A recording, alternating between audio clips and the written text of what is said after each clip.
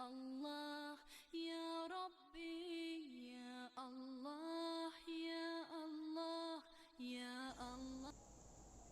خودکشی کے بارے میں اسلامی تعلیمات کا خلاصہ یہ ہے کہ یہ فعل حرام ہے اور اس کا مرتکب اللہ رب العزت کا نافرمان اور جہنمی ہے۔ زندگی اور موت کا مالک حقیقی اللہ رب العزت ہے۔ جس طرح کسی دوسرے شخص کو موت کے گھاٹ اتارنا پوری انسانیت کو قتل کرنے کے مترادف قرار دیا گیا ہے، اسی طرح اپنی زندگی کو ختم کرنا یا اسے بلا وجہ تلف کرنا بھی اللہ رب العزت کے ہاں نہایت ہی ناپسندیدہ فعل ہے۔ ارشاد باری تعالیٰ ہے سورہ البقرہ کے اندر، وَلَا تُلْقُوا بِأَيْدِيكُمْ إِلَى التَّهْلُكَةِ وَأَحْسِنُوا إِنَّ اللَّهَ يُحِبُّ الْمُحْسِنِينَ، اور اپنے ہی ہاتھوں خود کو ہلاکت میں نہ ڈالو اور احسان کرنے والے بن جاؤ، بے شک اللہ احسان والوں سے محبت فرماتے ہیں۔ امام بغوی علیہ رحمت نے اس آیت کی تفسیر میں یہ تحریر فرمایا ہے کہ اس سے مراد کسی مسلمان کا خودکشی کرنا ہے، یعنی اپنے آپ کو اپنے ہاتھوں سے ہلاک نہ کرو، اس کا مطلب خودکشی کرنا ہے۔ یہ فرمایا وقیل اراد بہ قتل المسلم نفسہ،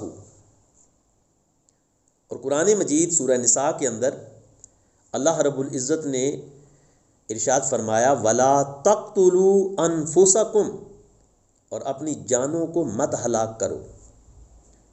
اس میں امام فخر الدین رازی علیہ رحمت تفسیر کبیر میں ارشاد فرماتے ہیں ولا تقتلوا انفسکم یدل علی النہی عن قتل غیرہ وعن قتل نفسہ بالباطل، یعنی اپنی جانوں کو مت ہلاک کرو، یہ آیت مبارکہ کسی شخص کو ناحق قتل کرنے اور خودکشی کرنے کی ممانعت پر دلیل شرعی کا حکم رکھتی ہے۔ تو درجہ بالا آیات اور ان کی تفاسیر سے بالکل واضح ہو گیا کہ اسلام میں خودکشی قطعاً حرام ہے۔ اس لیے اگر کسی لڑکی پر خدا نخواستہ حملہ ہوا اور اسے عزت کے لٹنے کا ڈر اور خدشہ ہو تو لڑکی اپنی طاقت اور بساط کے مطابق مزاحمت کرے، نہ کہ اپنی جان لے، کیونکہ دوران جہاد ایک روایت ہمیں ملتی ہے صحیح مسلم اور صحیح بخاری کی کہ جہاد کے دوران ایک مسلمان نے خودکشی کر لی، حالانکہ جہاد کے اندر وہ بڑی ہمت کے ساتھ لڑے، اور انہوں نے، یہ غزوہ خیبر کا واقعہ ہے کہ بہت سارے کافروں کو انہوں نے واصل بن نار کیا، لیکن اینڈ پہ اسی صحابی نے خودکشی کر لی۔ اب ذرا وہ واقعہ سنیے، آپ کو اندازہ ہوگا کہ اسلام کے اندر خودکشی اس کی اجازت نہیں دی جا سکتی۔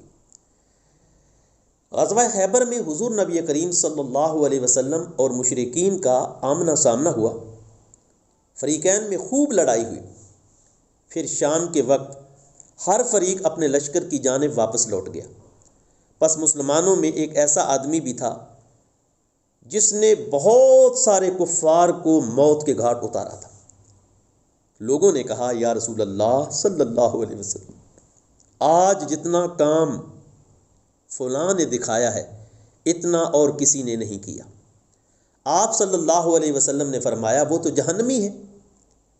بس لوگ کہنے لگے اگر وہ جہنمی ہے تو ہم میں سے کون ہے جو جنتی ہوگا؟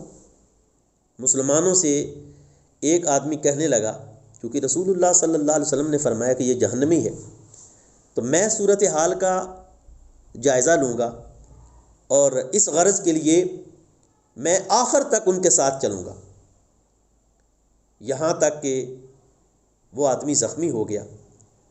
پس اس نے مرنے میں جلدی کی، یعنی اپنی تلوار کا دستہ زمین پر رکھا اور نوک اپنے سینے کے درمیان میں رکھ کر خود کو اس پر گرا لیا، اور یوں اس نے خودکشی کر لی۔ جائزہ لینے والے آدمی نے حضور نبی رحمت صلی اللہ علیہ وسلم کی بارگاہ میں حاضر ہو کر عرض کی یا رسول اللہ، میں گواہی دیتا ہوں کہ آپ اللہ کے سچے رسول ہیں آپ صلی اللہ علیہ وسلم نے دریافت فرمایا بات کیا ہوئی ہے؟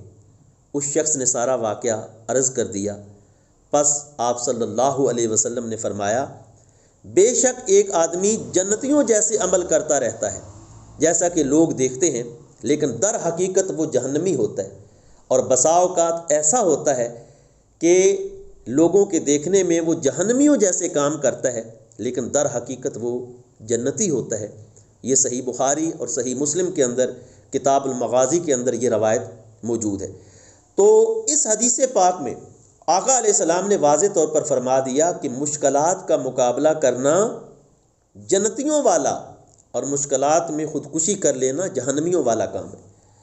اگر مذکورہ لڑکی یا کوئی بھی فرد اپنی عزت، حرمت اور نظریات کے لیے مارا جائے تو وہ شہید ہے۔